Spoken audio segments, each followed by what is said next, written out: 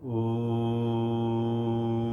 भूर्भुवः स्वः तत्सवितुर्वरेण्यं भर्गो देवस्य धीमहि धियो यो नः प्रचोदयात्। ॐ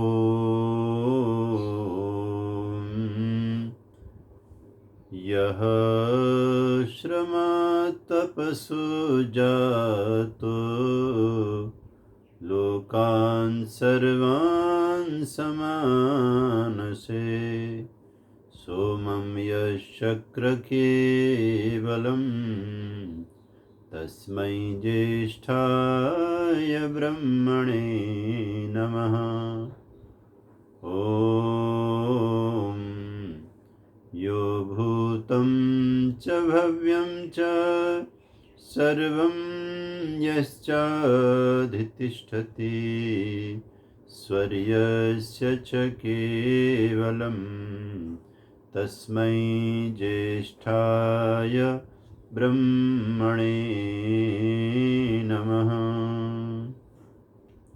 सर्वोपनिषदो गावो दुग्धा गोपालनन्दन पार्थो वत्सः सुधीर्भोक्ता दुग्धं गीतामृतं महत्। तेरी कृपा के बिना हे प्रभु मंगल मूल पत्ता तक हिलता नहीं खिले न कोई फूल। ओम शांति शांति शांति। उपस्थित पवित्र आत्माओं,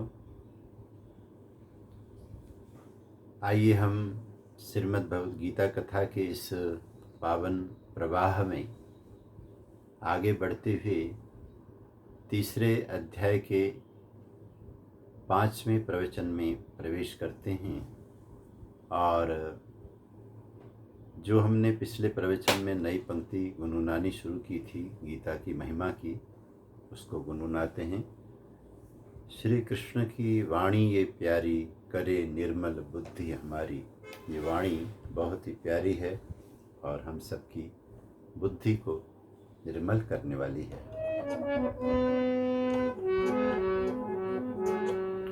श्री कृष्ण की वाणी ये प्यारी करे निर्मल बुद्धि हमारी।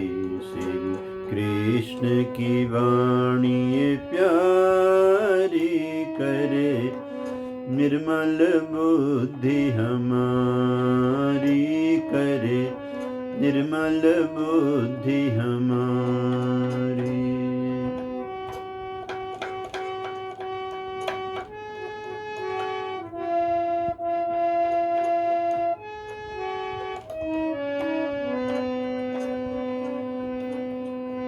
सच्चाई जब दर दर भटकी नाव कुंती नंदन की अटकी।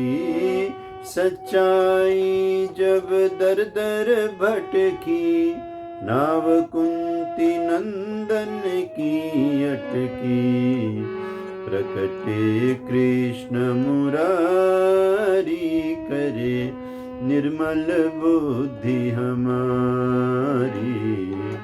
प्रकटे कृष्ण मुरारी करे निर्मल बुद्धि हमारी करे निर्मल बुद्धि हमारी।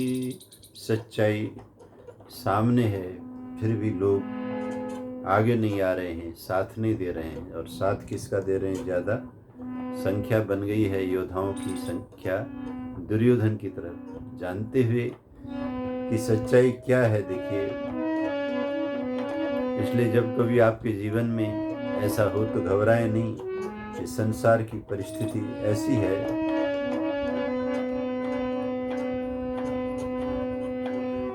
और भगवान श्री कृष्ण अगर मिल जाएं तो फिर सारी दुनिया एक तरफ हो तो भी कोई चिंता की बात नहीं। अर्जुन दुख में न घबराओ, योग धर्म में चित लगाओ। अर्जुन दुख में न घबराओ, योग धर्म में चित लगाओ। केशव वचन सुखारी करे, निर्मल बुद्धि हमारी। केशव वचन सुखारी करे, निर्मल बुद्धि हमारी। श्री कृष्ण की वाणी ये प्यारी करे, निर्मल बुद्धि हमारी करे, निर्मल बुद्धि हमारी। बोलिए नंदनंदन योगेश्वर श्री कृष्ण भगवान की जय। केशव वचन सुखारी करे, निर्मल बुद्धि हमारी। केशव के वचन सचमुच सुख देने वाले हैं। जो भी सुन लेगा, समझ लेगा, उसको समाधान मिल जाएगा, उसकी दुविधा हट जाएगी, जैसे अर्जुन के साथ हुआ। आइए हम भी श्रवण करते हैं भगवद गीता के 3 अध्याय के 25वें श्लोक से लेकर 30वें श्लोक तक का इस समय का पाठ है।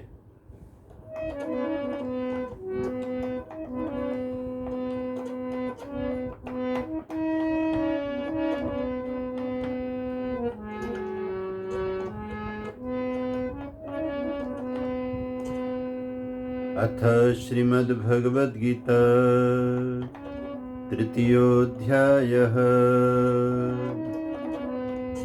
सक्ता कर्मण्य विद्वांसो यथा कुर्वन्ति भारत। कुर्याद् विद्वांस्तथा सक्तः चिकीर्षुर्लोक संग्रहम्।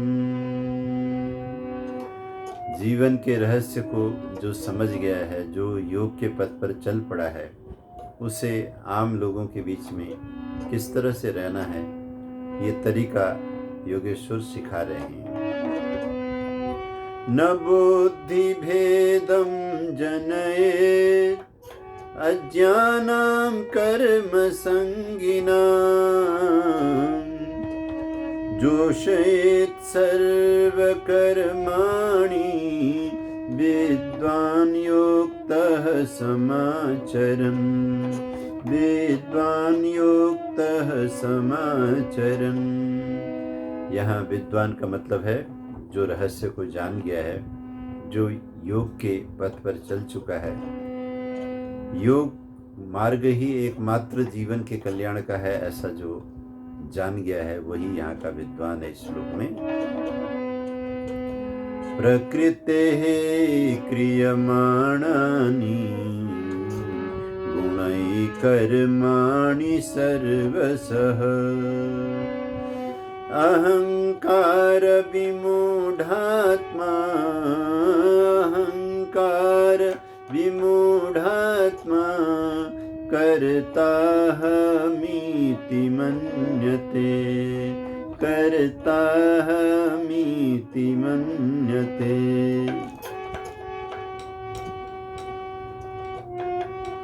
तत्त्ववेत्तो महाबाहो गुणकर्म विभागयो।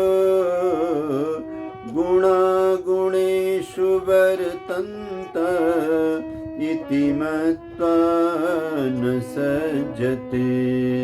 गुणागुणेषु वर्तन्त इति मत्वा न सज्जते।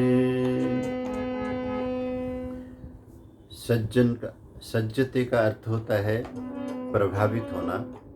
गुणों के द्वारा जैसे उकसाया जाता है, तो अज्ञानी अयोगी व्यक्ति तो तत्काल उसके प्रभाव में आकर तैयार हो जाता है कुछ भी करने के लिए, लेकिन योगी इस तरह से न सज्जते, उकसाया नहीं जा सकता। प्रकृतेर्गुण सम्मूढ़ सज्जन्ते गुणकर्मसु तान कृष्ण विदोन्मन्दान् कृष्ण विन्ना विचलये, कृष्ण विन्ना विचलये। मयि सर्वाणि कर्माणि सन्न्यस्याध्यात्मचेतसा निराशीर्निर्ममो भूत्वा युध्यस्व विगतज्वर, युध्यस्व विगतज्वर, युध्यस्व विगतज्वर। ओम श्री परमात्मने नमः, ओम श्री परमात्मने नमः, ओम श्री परमात्मने नमः, ओम श्री परमात्मने नमः, ओम श्री परमात्मने नमः, ओम श्री परमात्मने नमः, ओम श्री परमात्मने नमः, ओम श्री परमात्मने नमः, ओम श्री परमात्मने नमः। बोलिए सच्चिदानंद भगवान की जय। जीवन का सार यही है कि मनुष्य भूतेषु भूतेषु विचिन्त्य धीराः प्रेत्यास्मान् लोकान् अमृता भवन्ति।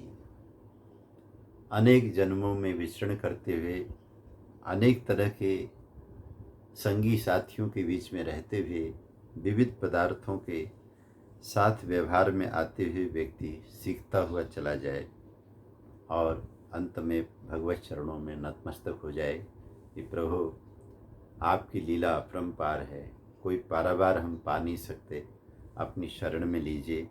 ओम श्री परमात्मने नमः।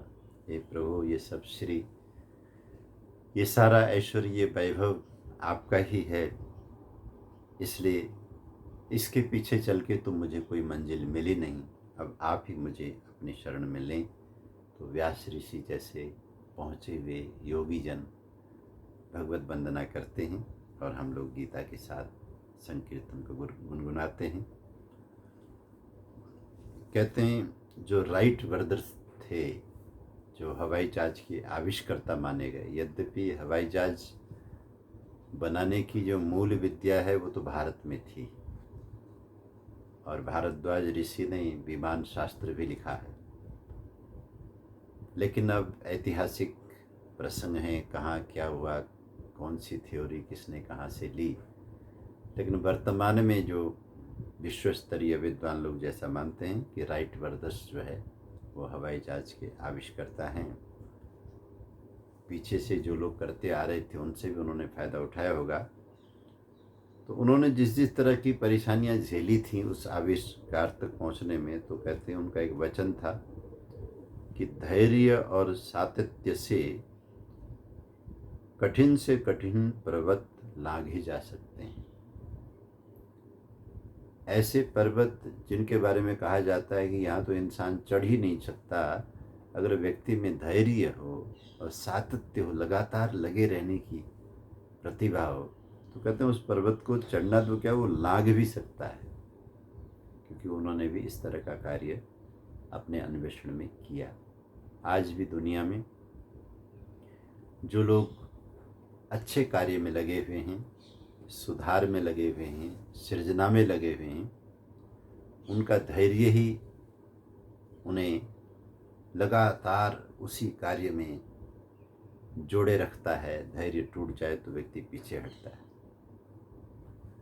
जिस योग की चर्चा यहाँ हो रही है, कर्म भी करना है और साथ में योग भी करना है। कर्म में भी सातत्य चाहिए और योग में भी सातत्य चाहिए। तो उसके लिए जो जो फार्मूले हैं, जो जो उसके रहस्य हैं, उसको भगवान बहुत तरीके से सिखा रहे हैं। 25वें श्लोक में आकर के भगवान कहते हैं, अविद्वांसः यथा कर्मणि सक्ताः। जो जीवन के रहस्य को नहीं जानते, जिनको कोई विवेक नहीं है, जिनको कोई साधना की तरफ रुचि भी नहीं है, लेकिन वो सांसारिक इच्छाओं और आवश्यकताओं की वजह से अपने काम में बहुत ही डटे रहते हैं, बड़े लगाव के साथ लगे रहते हैं। हे अर्जुन, जिस तरह से वो अपने काम में अपनी आसक्ति की वजह से लगे रहते हैं, इच्छाओं की वजह से लगे रहते हैं, योगी को चाहिए, जो कर्म योग करना चाहता है, कर्म योग में सिद्ध होना चाहता है, वो भी उसी तरह से डट करके काम करे जैसे आसक्त लोग करते हैं। तो काम करने में शक्ति कम हो, लगाव कम हो, धैर्य कम हो, तो ये योग नहीं बनेगा। वही शक्ति, वही धैर्य, वही सातत्य जो आसक्त व्यक्तियों के अंदर होता है वो करे। लेकिन कुर्यात विद्वान तथा असक्तः, करने का ढंग तो वही है, उसी तरह से करे, उतनी लगन से करे, उतनी फुर्ती से करे, लेकिन अंदर से वो असक्त हो, अंदर उसके अंदर लगाव न हो। चिकीर्षुर लोक संग्रहम, क्योंकि उसका जितना भी करना है वो लोक संग्रह के लिए है। मुझे कुछ नहीं चाहिए, लेकिन मेरे प्रभु के इस संसार में, क्योंकि अब मुझे अपने लिए जीना ही नहीं है, मुझे तो परमात्मा के लिए जीना है, भगवान के लिए जीना है। मुझे तो अपने इष्ट के इस संसार की सेवा करनी है, क्योंकि भगवान की सेवा करने का और कोई रास्ता नहीं है मेरे बंधु, क्योंकि वो तो इतने महान और इतने बड़े, इतने सूक्ष्म हैं। उन वेद माता ने कहा कि अगर तुम जैसे बहुत ज़्यादा किसी के प्रति श्रद्धा होती है तो आप क्या करते हो, उनके चरण दबाने बैठते हो। कोई अपनों के लिए गिफ्ट खरीद करके लाता है, कोई अपनों के लिए दवाई खरीद करके लाता है, कोई अपनों के लिए मिठाई खरीद करके लाता है, कोई अपनों के लिए खाना बनाता है, कोई अपनों के लिए बिस्तरा लगाता है। सारी सेवाओं को देखो, सभी सेवाओं के बाद में आखिरी सेवा बहुत ही श्रद्धा की सेवा मानी जाती है, वो है चरण सेवा, पांव दबाना। तो शिष्य लोग गुरुजन के की सारी सेवाएं सारा दिन करने के बाद भी सांझ के समय में गुरु के चरण दबाया करते थे। आज भी जो बहुत अच्छे घरों में, ग्रामीण क्षेत्र में बहुएं सासू माँ के पैर दबाती हैं और पुत्रजन अपने पिताश्री के चरण दबाते हैं, तो ये कोई दास्ता की बात नहीं, ये कोई किसी को नीचा दिखाने की बात नहीं, किसी के अहंकार को बढ़ाने की बात नहीं। ये हमारे यहाँ एक धन्यवाद का भाव था, सेवा का अतिरेक चरण दबाना। तो मैं उधर न जा कर के मैं आपको वेद की तरफ लाना चाहता हूँ। जो घटघटवासी परमात्मा है, आपको उनसे श्रद्धा हो गई है, आप उनके द्वार पर रहना चाहते हैं, उनकी भक्ति में रहना चाहते हैं, उनके उस परम धाम में जाने के लिए योग करना चाहते हैं। आप चाहते हैं कि मैं भगवान की अपने हाथ से सेवा करूं। तो कैसे सेवा करें? ऐसे व्यापक, सनातन और निराकार, सर्वत्र विद्यमान उस स्वयंभू परिभू भगवान की सेवा कैसे करें? तो वेद माता कहती है, भाई उनके भी चरण हैं, चरण ढूंढो और उनका अपने हाथों से उन चरणों की सेवा करो। तो कैसे करें? तो कहते हैं भक्त विद्वान थे, चारों वेद पढ़ डाले, कि वेद में ढूंढा कि भगवान के चरण कौन से हैं।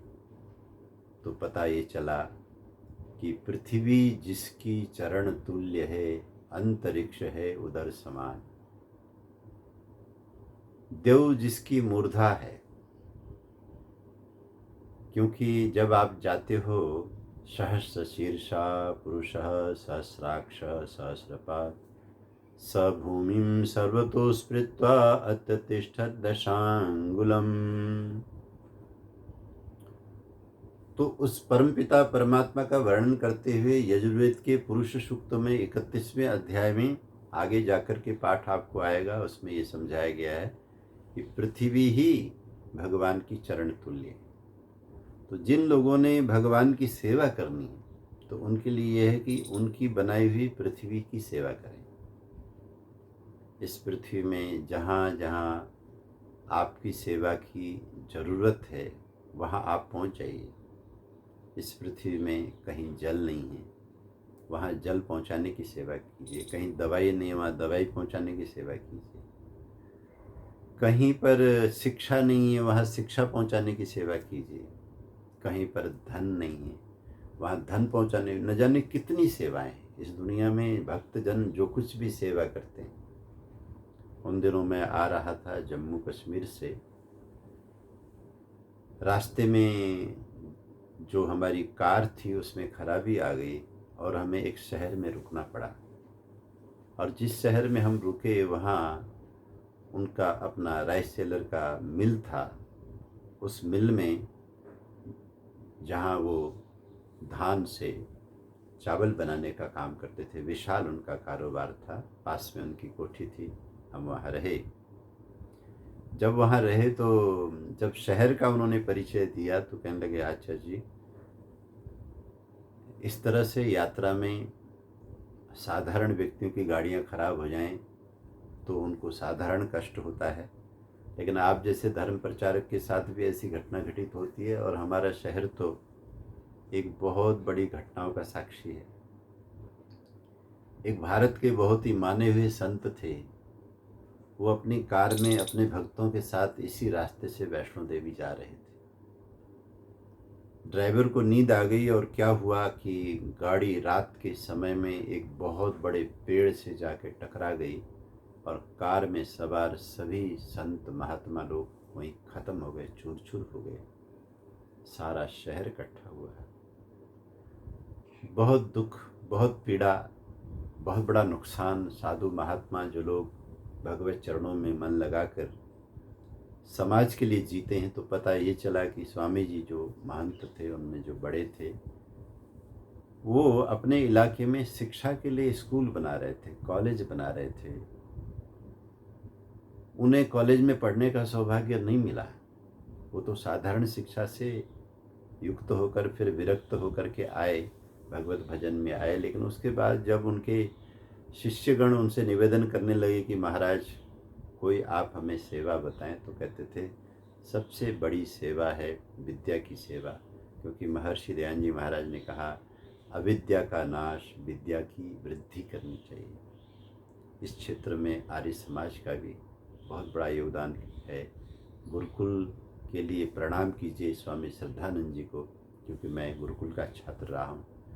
और आर्य समाज ने जो कॉलेजों की श्रृंखला, स्कूलों की श्रृंखला चलाई है, उसके लिए प्रणाम कीजिए महात्मा हंसराज जी को। ये लोग किस तरह का जीवन जीते थे। सचमुच भगवान की चरण सेवा यही है कि उनकी ये जो चरण तुल्य पृथ्वी है, इस पृथ्वी की सेवा में हम लगें। तो कहते हैं आचार्य जी, यहाँ के सभी लोगों ने मिलकर के स्वामी जी का यहाँ जो इतना बड़ा हादसा हुआ, पूरे शिष्यों के साथ वो स्वर्गवासी बने, तो उनकी याद में लाखों लाखों रुपए इकट्ठे करके यहाँ पे एक कॉलेज बनाया गया, एक महाविद्यालय बनाया गया। वो विद्यालय इस बात का कि यादगार है कि एक महात्मा किस तरह से भगवत सेवा शिक्षा के लिए करते थे। और इस बात का भी यादगार है कि महात्मा हो, संत हो, गुरु हो, अगर सड़क पर चलते हुए कोई गलती की जाती है तो उसके फल से कोई बच नहीं सकता। आप तो फिर भी ठीक ठाक, गाड़ी ख़राब हुई और आपके ड्राइवर ने समय पर किनारे लगा दिया, आप हमारे पास रहिए। तो मैं उस रात्रि को नहीं भूल सकता। उस व्यापारी की कोठी में मैं उस शहर में रहा और उनके साथ हम लोग ज्ञान चर्चा करते रहे। तो मेरे कहने का मतलब है कि सक्ता कर्मण्य विद्वांसो यथा कुर्वन्ति भारत कुर्यात् विद्वांस तथा सत्तर चिकीर्षुर लोक संग्रहम। अगर जो व्यक्ति समझ गया है कि इस अधूरे संसार में कभी भी व्यक्ति को पूर्ण आनंद की प्राप्ति नहीं हो सकती, इसलिए मुझे संसार से नहीं बल्कि संसार के रचयिता भगवान से अपना संबंध बनाना है, तो संबंध भगवान से बनाए, लेकिन सेवा भगवान की सृष्टि की करे। और कैसे करे? जैसे आम जनता अपना काम करती है, ये तरीका भगवान ने बताया। और कहते हैं कि जब इस तरह से तुम दुनिया में काम करो तो तुम्हें दुनिया के बीच में रहना पड़ेगा, लोगों के बीच में रहना पड़ेगा। उसमें बच्चे हो सकते हैं, बूढ़े हो सकते हैं, नर हो सकते हैं, नारी हो सकते हैं, उसमें शिक्षित अशिक्षित सब तरह के लोग हो सकते हैं। तो उनमें तुमने क्या करना है? न बुद्धि भेदम जनयेत। वो जो अपनी भावना से अपनी दुनिया के काम में लगे रहते हैं, मन से अपने घर का काम कर रहे हैं, दुकान का काम कर रहे हैं, फैक्ट्री का काम कर रहे हैं, खेती बाड़ी का काम कर रहे हैं, कोई राजनीति का काम कर रहा है, जिसके कार्य की इस दुनिया के चक्र को, इस सुदर्शन चक्र को घूमने में बहुत ज़रूरत है, क्योंकि सब चीज़ें जब मूवमेंट में होंगी तो ये चक्र घूमता है। तो कहते हैं न बुद्धि भेदम जनयेत, उनके बीच में ये कहता हुआ न फिरे कि तुम क्या बंधन में पड़ने के काम कर रहे हो, तुम तो नरक जाओगे, आओ मेरी तरह भगवान के भजन करो, आओ संसार को छोड़ो। परिवार में क्या रखा है? इस भारतवर्ष का बहुत बड़ा अहित हुआ है मध्यकाल के कुछ इस तरह के विचारकों की वजह से, जिन्होंने हमारे भारतवासियों को अपने विज्ञान विहीन, चिंतन विहीन, विवेक विहीन जो वैराग्य थोपा और संसार के प्रति जो घृणा मन में डाली, और ये गीता का ये जो उच्चतम विचार कि लोक संग्रह के लिए कर्म करना चाहिए, इस विचार को आगे आने नहीं दिया। उन्होंने अपने आलस्य, प्रमाद और गुरुडम की चीज़ों को डाल करके हमारे भारतवासियों को अपने कर्मों के प्रति उपेक्षा करने के लिए उकसाया, और उसकी वजह से भारत गुलाम और कमज़ोर हुआ है। तो भगवान ने मना किया है, ऐसा नहीं करना चाहिए, इससे परिवार कमज़ोर होता है, इससे राष्ट्र कमज़ोर होता है। न बुद्धि भेदम जनेत, आम जनता के बीच में योगी को बुद्धि भेद पैदा नहीं करना चाहिए, क्योंकि वो लोग अच्छे हैं, उन्हें अभी सत्य का पता नहीं है। लेकिन जोशेत सर्वकर्माणि विद्वान युक्त समाचार, विद्वान अपना योग करता रहे, अपनी साधना करे, अपनी दिनचर्या करे, और कर्म के समय उनके साथ आकर खड़े हो जाए कि आओ, बहुत अच्छा आप मकान बना रहे हो, बहुत अच्छा नक्शा है, एक इस तरह से करो, बहुत अच्छा काम कर रहे हो, दुकान आप बहुत अच्छी चला रहे हो और अच्छी चलाओ, फैक्ट्री आप बहुत अच्छी चला रहे हो, इसे और बड़ी करो, आप नेतृत्व बहुत अच्छा कर रहे हो, और भी सुंदर तरीके से उनको भी जोड़ो। इस तरह से योगी क्या करता है? जोश है, संसार के लोगों को कर्म में उत्साहित करता है कि आपके कर्म संसार के लिए बहुत ज़रूरी हैं, और साथ साथ में अपने आप अपना योगदान भी उनके बीच में डालता रहता है, बिल्कुल उसी तरह से जैसे भगवान श्री कृष्ण कर रहे हैं। ये जो कर्म योग के जितने भी श्लोक चल रहे हैं, इसमें भगवान कृष्ण का ही स्वरूप प्रतिबिंबित हो रहा है। तो कहते हैं प्रकृते क्रियमाणानि गुणै कर्माणि सर्वश अहंकार विमूढ़ात्मा कर्ताहम् इति मन्यते। जन्म जन्मांतर से हम प्रकृति में जन्म लेते हैं, और प्रकृति में 3 गुण होते हैं, और ये 3 गुण ही व्यक्ति के चित्त में प्रभाव डाल करके उसे कर्म करने के लिए प्रेरित करते हैं। प्रकृति क्रियमाणानि गुणै कर्माणि सर्वश, सभी के सभी कर्म जो होते हैं वो प्रकृति के गुणों के फोर्स में होते हैं। लेकिन इस रहस्य को न जानने वाला व्यक्ति ये सोचता है अहंकार, वो अहंकार में है ना। अगर हमारे में अहंकार है तो समझ जाइए कि ओंकार नहीं।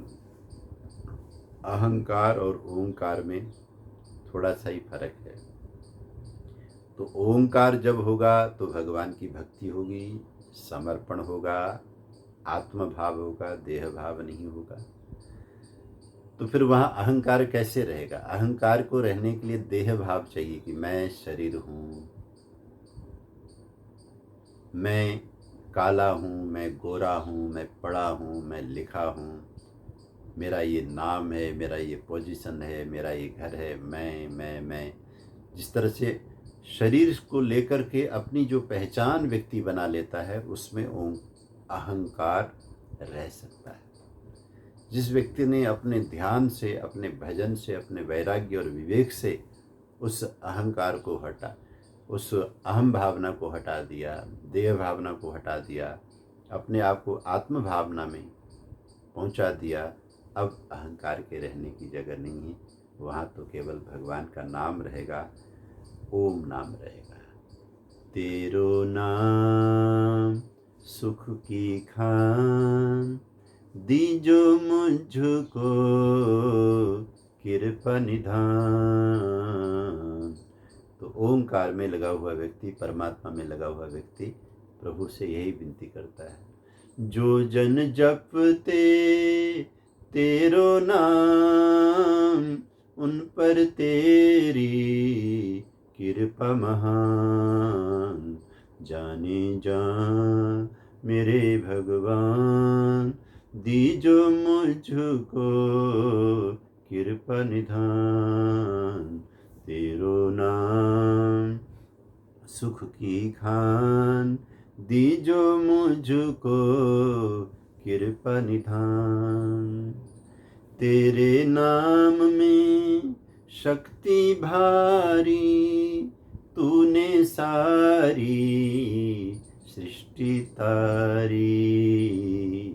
तारनहार मेरे भगवान, दीजो मुझको कृपा निधान। तेरो नाम सुख की खान, दीजो मुझको कृपा निधान।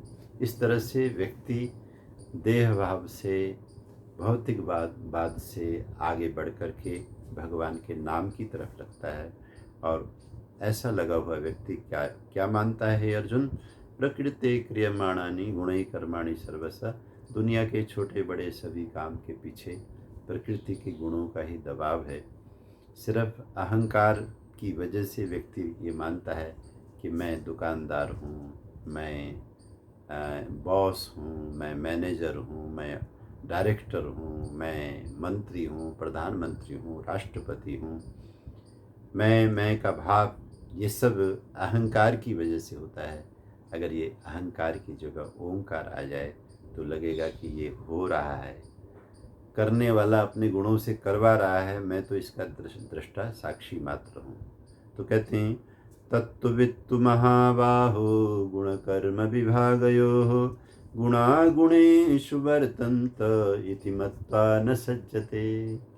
जो तत्व को जानने वाला है, देखो बड़े आनंद के देवता हैं हमारे योगेश्वर भगवान श्री कृष्ण। स्वयं आनंद में रहते हैं और आनंद बांटते हैं। कहते हैं तत्त्ववित्तु महाबाहो, हे महाबाहो, बड़ी बड़ी भुजाओं वाले मेरे अर्जुन, जो तत्व को जानने वाला आदमी है वो तो कहता है कि गुण कर्म विभागयो।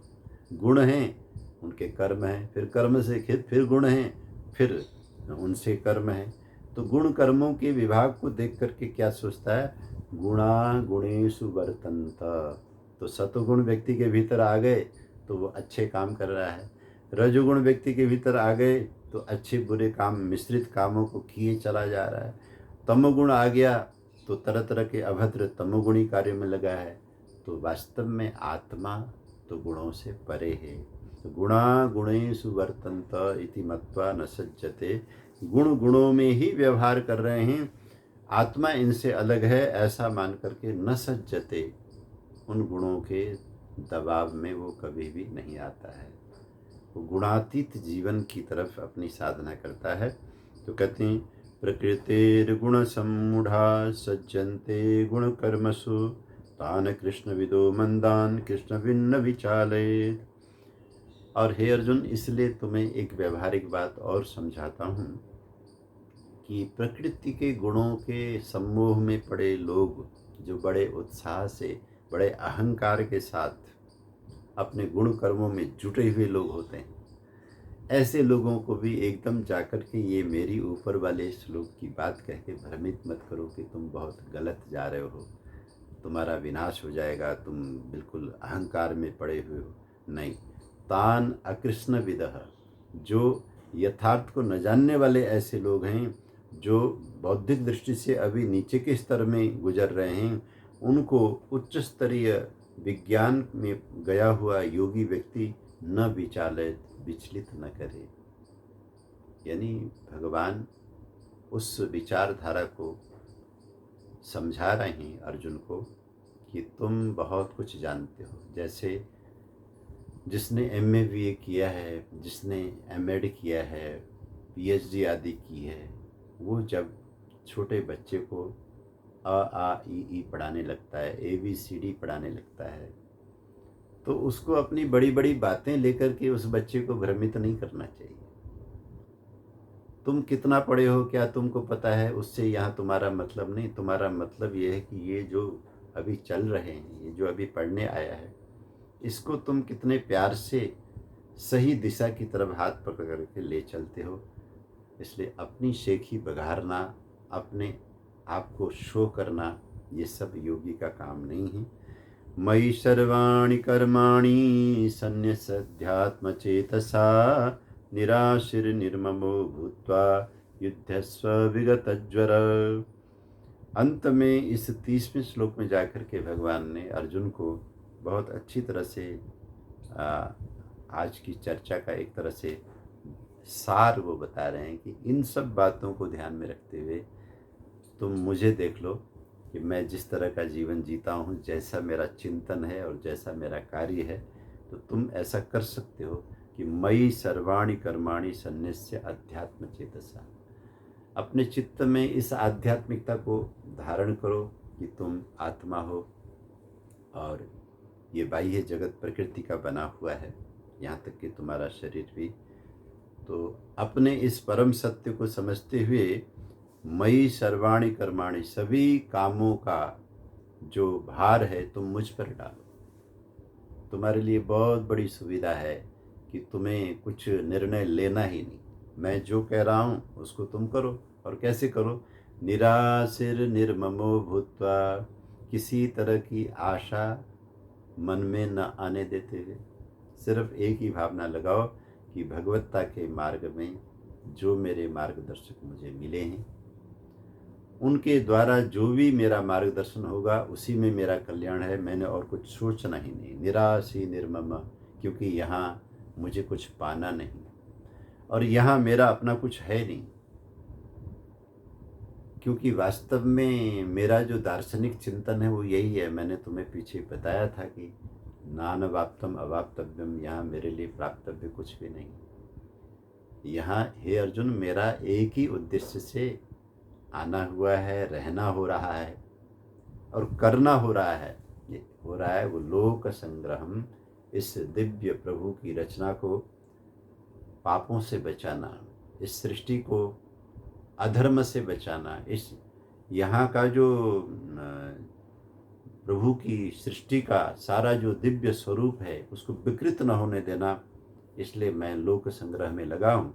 तो तुम भी अपने आपको मुझ पर छोड़ दो।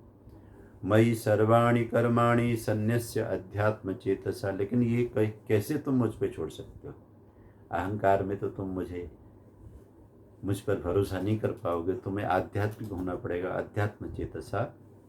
और फिर तुम क्या करोगे? निराशिर निर्ममो भूत्वा, कोई नई आशा मन में न रखते हुए, कोई ममता न रखते हुए, विगत ज्वर युद्धस्व, कि विदाउट एनी टेंशन, अंग्रेजी में कहेंगे, बिना किसी टेंशन के, बिना किसी चिंता के तुम क्या करो? युद्धस्व, लड़ाई लड़ो। बस फाइट, लड़ाई लड़ो, मुकाबला करो, संघर्ष करो। बस सब चिंताएं करनी छोड़ दो, तुम केवल लड़ो, बस केवल लड़ो। कितनी कमाल की और बड़ी भयानक बात भगवान ने बोली। लेकिन भाई दोनों ही दुर्लभ सत्ताएं हैं। अर्जुन भी अद्भुत योद्धा हैं जो कृष्ण जैसे अपने सखा से इतनी गहरी बातें पूछ रहे हैं और सुन रहे हैं। और योगेश्वर भगवान ने भी देखा कि दुनिया में शायद उनके भी जीवन में पहली बार उनके पास तो ये सारा योग का ऐश्वर्य शुरू से ही था, लेकिन कोई उसका पात्र नहीं था कि जिससे ये दिल की इतनी बड़ी गहरी बात की जाए। तो आज अर्जुन मिले हैं, उनकी पात्रता दिखाई दे रही है, तो ये बात कही जानी चाहिए। तो भगवान कह रहे हैं, मैंने पिछले प्रवचन में कहा था कि लोक संग्रह की भावना से जो महात्मा लोग, जो श्रेष्ठ नर नारी इस दुनिया में जीते हैं, वो सचमुच में हम सब के पूजनीय हैं और भगवान के चरण रज की सेवा करने वाले हैं। जैसे चरण दबाना कहते हैं ना भाई, जैसे मैं अभी थोड़ी देर पहले कह रहा था कि जब किसी के प्रति आपकी बहुत श्रद्धा हो जाती है तो आप उनके चरणों में वंदन करते हो और वो आपके यहाँ ठहरते हैं या उनकी सेवा उनको चाहिए तो उनकी पदचाप करते हो, पैर दबाते हो। सिंबॉलिक चीज़ें हैं जिनको न समझ करके लोग ऐसे ही बहुत परेशान होते हैं कि जो सिंबॉलिक चीज़ें होती हैं, जैसे आपने जाना है यहाँ से हरिद्वार, तो मेरठ पहुँचते ही अगर एक सिंबल लगा हुआ है, माइलस्टोन में लिखा हुआ है, ऊपर लिखा हुआ है हरिद्वार और नीचे लिखा है 150 किलोमीटर, तो ये वास्तव में इसका मतलब क्या है? इसका मतलब ये नहीं कि जिस पत्थर में हरिद्वार लिखा है वही हरिद्वार है। कहते हैं ना भाई, एक भोला भाला आदमी जयपुर से दिल्ली आने के लिए निकला था, वो कभी आया नहीं था, अपनी गाड़ी से वो आ रहा था, जयपुर से बाहर कभी निकला नहीं था। कहते हैं जैसे ही वो निकलने लगा तो उसे ध्यान आया, क्योंकि आज की तरह के मोबाइल नहीं थे, आज की तरह की सुविधा नहीं थी, बहुत पुरानी बात है।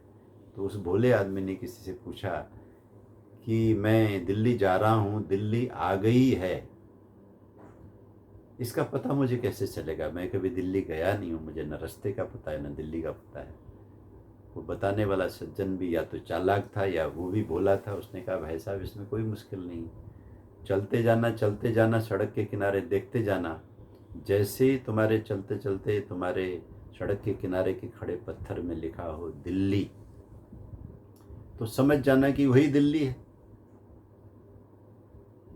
तो बात हो गई और वो आदमी जयपुर से निकला, और जयपुर से जैसे निकला तो जब कुछ किलोमीटर के बाद में एक पत्थर में लिखा हुआ था दिल्ली, तो उसने अपनी गाड़ी वहीं खड़ी कर दी।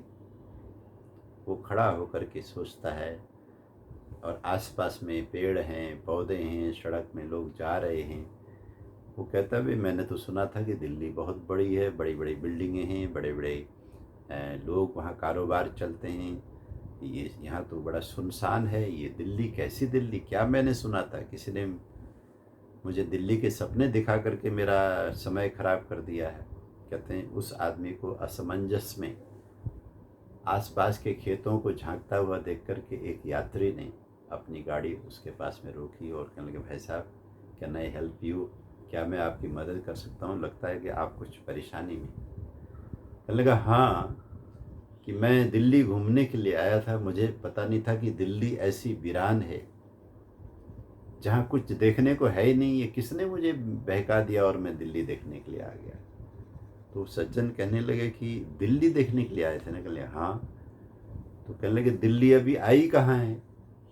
उस व्यक्ति ने कहा, आई क्यों नहीं, देखो इस पत्थर में लिखा हुआ है दिल्ली।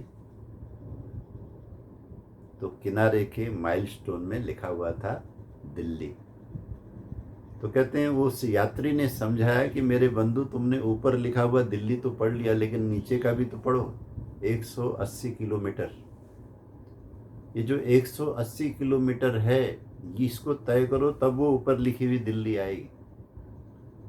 तो कहते हैं पहली बार उस भोले आदमी की बुद्धि खुली कि जिस व्यक्ति ने मुझे बताया था कि जहाँ दिल्ली लिखा हो वहाँ उसे दिल्ली मानना, न उसने मुझे बताया कि नीचे किलोमीटर नहीं लिखा होना चाहिए, क्योंकि दिल्ली जब आएगी तो कहते हैं उस व्यक्ति ने पूछा कि इस तरह से तो रास्ते में दिल्ली लिखा हुआ मिलेगा।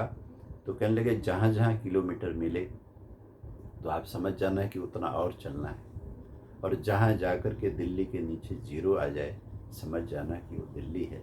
तो वास्तव में बात भी यही है कि योगेश्वर भगवान श्री कृष्ण लक्ष्य को बताते हैं, और उस लक्ष्य की तरफ जब तुम जाते रहो, चलते रहो, तो मार्ग में उसके कुछ साइन आते हैं। उस साइन को भी समझना है कि इतना चलने के बाद इतना आ जाता है। तो मयि सर्वाणि कर्माणि मयि सन्न्यस्य अध्यात्म चेतसा, कि सभी चीज़ों को मुझ में समर्पित करो। तो जो लोग उस भगवान के परम धाम की तरफ जाने वाले लोग हैं, वो भी एक तरह से माइलस्टोन हैं। उनको देख के भी व्यक्ति को ये सीखना चाहिए कि मुझे भी इनके पीछे चल करके जाना चाहिए। योगेश्वर श्री कृष्ण तो सबसे बड़े उदाहरण अर्जुन को मिले हुए हैं। तो कहते हैं एक राजा हुआ, भारतवर्ष का राजा, धर्मात्मा राजा, जहाँ ब्राह्मण लोग आकर समय समय पर वेद गान करते हैं, कथाएं होती हैं, तरह तरह के अनुष्ठान होते हैं, यज्ञ याग होते हैं। और राजा ऐसा धर्मात्मा, जैसे आज के समय हम देख रहे हैं कि हमारे देश में एक धर्मात्मा राजा बने हुए हैं, जिन्हें लगभग 7 वर्ष के करीब होने को हैं। उन्हें धर्म करना बहुत अच्छा लगता है, उन्हें अपनी संस्कृति बहुत अच्छी लगती है, उन्हें अपने भारत की परंपराएं बहुत अच्छी लगती हैं, लेकिन साथ साथ में वो विश्व स्तरीय देश का नाम कैसे ऊंचा करना है उस टेक्निक को भी जानते हैं, राजनीति के नीति नियम को भी जानते हैं। क्योंकि इस देश का बड़ा दुर्भाग्य रहा है, यहाँ ऐसा हुआ है कि अगर कोई व्यक्ति धर्मात्मा है तो उसे दुनिया की दुनियादारी कुछ नहीं आती, और अगर कोई दुनियादारी है तो वो धर्म कर्म से उसको क्या मतलब लेने देना, जबकि ये दोनों ही बहुत ही अधूरी बात है। एक आदमी जो इतने बड़े देश की सेवा को अपने कंधे पर लिए हुए है, अगर वो धर्मात्मा नहीं है तो कुछ भी अनर्थ कर सकता है। और धर्म रहित व्यक्ति ने इस देश में तरह तरह के अनर्थ किए हैं। तो कहते हैं राजा धर्मात्मा होने से प्रजा बहुत सुखी थी, समय पर बारिश होती थी, सबको न्याय मिलता था, शिक्षा मिलती थी, चिकित्सा मिलती थी, तो बहुत अच्छा चल रहा था। लेकिन एक चिंता जो राजा के मन में थी, रानी के मन में थी, उस चिंता ने शायद राजा रानी से ज़्यादा पूरे देश को दुखी किया हुआ था। वो चिंता थी कि उनके यहाँ कोई संतान नहीं थी। तरह तरह से देखिए, दुनिया में पीछे यज्ञ की बात इसी अध्याय में आई है, आगे भी चर्चा आएगी। देवान भावयता नैन ते देवा भावयन्तु वः। इस दुनिया में आखिर हमें क्या मिल रहा है? हमारे कर्मों का ही तो फल मिल रहा है। फर्क इतना ही कि कर्म हमारे बीज की तरह होते हैं, और फल जब प्रभु देते हैं तो वृक्ष बना करके उसके अनुसार देते हैं। तो कहते हैं जिसने जैसा कहा, जो कहा, वो दवाई पानी सब कुछ राजा रानी का होता रहा। और अंत में लगभग जब विवाह के 12-13 वर्ष के बाद राजा के यहाँ एक कन्या का जन्म हुआ। उस कन्या के जन्म से कहते हैं कि खुशी का पारावार नहीं था। लोग ये मानते थे कि पुत्र होता तो भी ठीक था, लेकिन पुत्री है तो भी ठीक है, क्योंकि इसके माध्यम से ये राजवंश, ये राजकुमारी जो है अपने राजवंश को आगे बढ़ाएंगी। इनका विवाह होगा तो दामाद जो है राजा बनेगा, ये रानी बनेंगी। इस तरह से आधार भगवान ने दिया इस खुशी में। कहते हैं बहुत बड़े बड़े यज्ञ याग दान पुण्य बड़ा कुछ पुत्री के होने की खुशी में हुआ। पुत्री का नामकरण हुआ, उसका नाम रखा गया मंदाकिनी। कहते हैं मंदाकिनी बहुत ही खूबसूरत थी, बहुत ही जैसे एक दिव्य नारी में उसके नयन नक्श होते हैं, हाव भाव होते हैं, उसकी आवाज़ होती है, सब कुछ दिव्य था, सब कुछ सुंदर था। जैसे मैं आपको बता रहा था कि योगेश्वर भगवान श्री कृष्ण भी पैदा होते ही अपनी सुंदरता से आसपास के लोगों को बहुत आकर्षित करते थे। तो बचपन तो सभी का बहुत खूबसूरत होता है, लेकिन ये तो मंदाकिनी थी, राजपुत्री थी, कहते हैं जैसे जैसे इनका बचपन बीतता चला गया और धीरे धीरे 5-6 साल में शिक्षा का समय आया, तो कहते हैं शिक्षा के समय में कुछ और लक्षण उस बालिका में प्रकट हो गए। और लक्षण क्या थे? अहंकार के। लक्षण क्या थे? दूसरों का अनादर करने के। रानी ने कहना, राजा ने कहना कि बेटा नमस्ते करो, प्रणाम करो, नहीं करके देना। राजा ने कहना, रानी ने कहना कि बेटा ऊंची जगह में मत बैठो, बड़ों के सामने नीचे बैठो, नहीं बैठ के ही छोड़ना है। ये चीज़ यहाँ से मत उठाओ, उठा के ही छोड़ना है। उस बालिका में एक विचित्र प्रकार का जिद 5-6 वर्ष के बाद में जो वो जिद जो थी वो बढ़ती चली गई। तो उसको शिक्षित करने वाले जिन की ड्यूटी थी, उस राजकुमारी को पढ़ाने की ड्यूटी थी, खिलाने की ड्यूटी थी, संभालने की ड्यूटी थी, सब परेशान थे। कहते हैं उसके उस अहंकार से, क्योंकि सबको ऊंची आवाज़ में वो डांटती थी, किसी को कुछ मानती नहीं थी। उसने जो कुछ भी करना अपने मन की करना है। सिर्फ यही था कि वो शरीर से खूबसूरत थी और पढ़ाई लिखाई में तेज थी। आज भी बहुत सारे लोग बेटे बेटियां कॉलेजों में, स्कूलों में आपको मिलेंगे, वो शरीर से सुंदर भी होते हैं और पढ़ाई लिखाई में तेज भी होते हैं, लेकिन जीवन बहुत गंदा हो सकता है उनका। भाषा बहुत गंदी हो सकती है, विचार बहुत गंदे हो सकते हैं। इसलिए हमारे यहाँ कहा गया सभ्यता संस्कार। सभ्यता और संस्कार के बिना ये जो पढ़ी हुई विद्या है, व्यक्ति का जो सुंदर शरीर है, वो भी लोगों को आनंद नहीं देता है, सुख नहीं देता है। तो राजकुमारी से सब लोग डर के रहते थे। जो वस्त्र की, क्योंकि वो राजकुमारी थी, उसकी सेवा में अलग अलग तरह की सेविकाएं थीं। जिसकी सेवा कपड़ों की थी, जिसकी सेवा गहनों की थी, जिसकी सेवा भोजन की थी, जिसकी सेवा उसे विद्यालय तक ले जाने की थी, लाने की थी। अलग अलग तरह की उस समय की जो घोड़ा गाड़ियाँ होती हैं, कोचवान थे। सब लोग हमेशा दुखी रहते थे कि ये राजकुमारी कब किस की बेइज्जती कर दे, क्योंकि वचन कुछ भी ये बोल सकती है।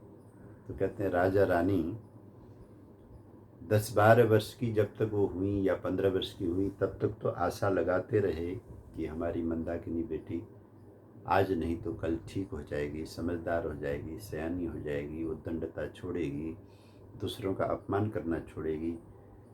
लेकिन ऐसा हुआ नहीं। ये कहानी कहती है कि देखो, दुनिया में एक छोटी सी चीज़ के लिए भी बड़े से बड़ा आदमी तरस करके रह जाता है, लेकिन उसको वो मिलती नहीं। कहाँ उन्होंने संतान को पाने के लिए 12 वर्ष पहले प्रतीक्षा की। हम देखते हैं ना भाई, गरीब घरों में बहुत सारे बच्चे, 3-4 बेटे, 5-6 बेटियां, बड़े बड़े घर हम देखते हैं। लेकिन एक राजा को एक संतान की ज़रूरत थी। वो 12 वर्ष तक ना बेटा हुआ, बेटी हुई, और जब हुआ तो एक बेटी आई। बहुत सारी आशाएं बंधी और उसको पालते पोसते हुए 15-16 साल होने को आ रहे हैं। अब वो युवा हो रही है, खूबसूरत है, आकर्षक है, लेकिन चारों तरफ मंदाकिनी के बारे में उसकी अपकीर्ति है। सब कोई उसको मिलना नहीं चाहता, कोई उसका काम मन से नहीं करता। नौकर चाकर भी इसलिए काम करते हैं कि चलो हमें पेट पालना है, रोजी रोटी करनी है, नौकरी करनी है। लेकिन जब आपका व्यवहार उत्तम नहीं होता है, व्यवहार घटिया होता है, आप अपनी वाणी से, व्यवहार से सेवा करने वालों का अपमान करते हो, तो उनका मन बड़ा दुखी होता है। तो कहते हैं इस दुख को देख करके राजा रानी अकेले में बैठ करके कभी कभी सोचते थे कि ऐसी उद्दंड बेटी से तो अच्छा है ये बेटी ना ही होती। तो हम देखो कितने अभागे हैं, इतने वर्षों तक तो हमें कोई संतान हुई नहीं। अब अगर हुई है तो वो इसका व्यवहार ऐसा है, समझा करके नहीं समझती, मना करके नहीं मानती। जैसे आप महाभारत में देख रहे हो ना कि कुछ व्यक्ति की जड़ताएं ऐसी होती हैं, वो व्यक्ति कितने भी लोग समझाएं, दुर्योधन को कितने लोग समझाते थे, लेकिन सब कुछ चुपचाप सुनता था, एकदम बोर होकर के सुनता था, अंदर से क्रोधित होकर सुनता था, लेकिन वो करता किसी का नहीं था, करता अपनी मन मर्जी का था। तो राजकुमारी की उस उद्दंडता की वजह से राजा रानी दुखी रहने लग गए। जब राजा रानी दुखी रहने लग गए तो रानी की एक सेविका थी जो उनके मैके से साथ ही चली आई थी। उन्होंने एक दिन रानी को कहा कि महारानी, राजकुमारी अब युवा हो गई हैं और इनके स्वभाव में जिस तरह की उग्रता बढ़ रही है, आयु के साथ में शरीर सुंदर हो रहा है, लेकिन उसके साथ साथ में उद्दंडता भी बढ़ रही है। 17-18 के बाद में तो इनका विवाह का समय आएगा, 1-2 साल का समय रहता है। अगर ये ऐसी रहीं, क्या बनेगा इसके भविष्य का। और आपका दुख देख करके मेरे से रहा नहीं जाता। तो आपको याद होगा, आपके मैके में एक बहुत ही उच्च कोटि के संत आया करते थे। तो अगर आपका आदेश हो तो इस परेशानी को लेकर के मैं जाती हूँ और उन महाराज जी से पूछती हूँ कि किसी तरह से इस समस्या का कोई समाधान है। तो हम आने वाले प्रवचन में सुनेंगे कि जो निर्विकल्प महात्मा होते हैं, जिस उच्च स्तरीय स्वरूप में रह करके योगेश्वर भगवान श्री कृष्ण लोक संग्रह कर रहे हैं और उसी उच्च स्तर में पहुंच करके सेवा करने के लिए अर्जुन को तैयार कर रहे हैं, तो उसी स्तर में वो संत थे। वो ब्रह्म में, आत्म तत्व में, गुणातीत स्थिति में अपने आप को रखते थे, लेकिन लोक संग्रह का उनको ध्यान था कि समाज की सेवा यथाशक्ति हमें करनी चाहिए, क्योंकि ये भगवान की चरण धूलि है। पृथ्वी जिसकी चरण तुल्य है, इस पृथ्वी का कष्ट हरने में यत्किंचित भी हमसे हो सके। तो उस रानी की सेविका ने जब ये बात कही तो रानी ने कहा कि जाओ, जा कर के मेरे भाई को, क्योंकि उनका भाई राजा था, उनसे बोलो कि महाराज जी को सत्कार पूर्वक मेरे यहाँ लेकर के आएँ। महाराज जी मेरी बेटी को देखेंगे और हमें बताएंगे कि हमें आखिर करना क्या है। सचमुच तुमने ठीक कहा, हम इस बेटी को लेके बहुत दुखी हैं, लेकिन ये योगी लोग होते हैं, ये संत लोग होते हैं, ये परोपकारी लोग होते हैं, इनके हृदय में ब्रह्म का तेज वास करता है और जो काम शायद किसी से न हो उसको सिद्ध करने में उनकी कृपा से हमें सफलता मिले। तो हम आने वाले प्रवचन में सुनेंगे कि किस तरह से यहाँ योगेश्वर भगवान श्री कृष्ण ने अर्जुन को कहा कि तू मुझे पूरी तरह से मुझ पर छोड़ दे, मई सर्वाणी कर्माणी, मुझ पर छोड़ सब कुछ। वो योगी भी आएंगे और आकर के राजा रानी को अगले प्रवचन में ये बात आएगी, कहेंगे कि इस बेटी का अगर सुधार करना है तो मुझ पर कुछ छोड़ना पड़ेगा। तो बड़ी बड़ी चीज़ों का जो निर्माण होता है वो बड़े त्याग से होता है। तो अर्जुन से भी कहा जा रहा है कि मयि सर्वाणि कर्माणि सन्यस्य अध्यात्म चेतसा, सभी कर्मों को मुझ पर छोड़ना पड़ेगा तुम्हें। क्या करना है क्या नहीं करना अब तुम नहीं सोचो, मुझ पर छोड़ो। और लेकिन ये छोड़ोगे तुम कैसे, जब अपने चित्त में अध्यात्म को उतरने दोगे, चित्त में आध्यात्मिकता लाओगे और फिर 2 चीज़ों से अपने आप को बचा के रखोगे। निराशिर निर्ममो भूत्वा, कोई आशा नहीं लगाना और कोई ममता नहीं रखनी, और केवल जो मैं कह रहा हूँ युद्धस्व विगत ज्वरः, सब चीज़ों को, सारे टेंशन को छोड़ करके, सब तनाव को छोड़ करके केवल और केवल तू लड़ाई लड़। हे अर्जुन, मैं तेरा कल्याण करके ही रहूँगा। तो योगेश्वर श्री कृष्ण साथ में हैं, आइए चर्चा चलती रहेगी। श्री कृष्ण गोविंद माधव की, पढ़ लो गीता केशव की, पढ़ लो गीता केशव की। वेदों की इसमें महिमा, उपनिषदों का सार यहाँ, अमृत धेनु है ये सबकी। पढ़ लो गीता केशव की, श्री कृष्ण गोविंद माधव की। पढ़ लो गीता केशव की। बोलिए सच्चिदानंद भगवान की जय।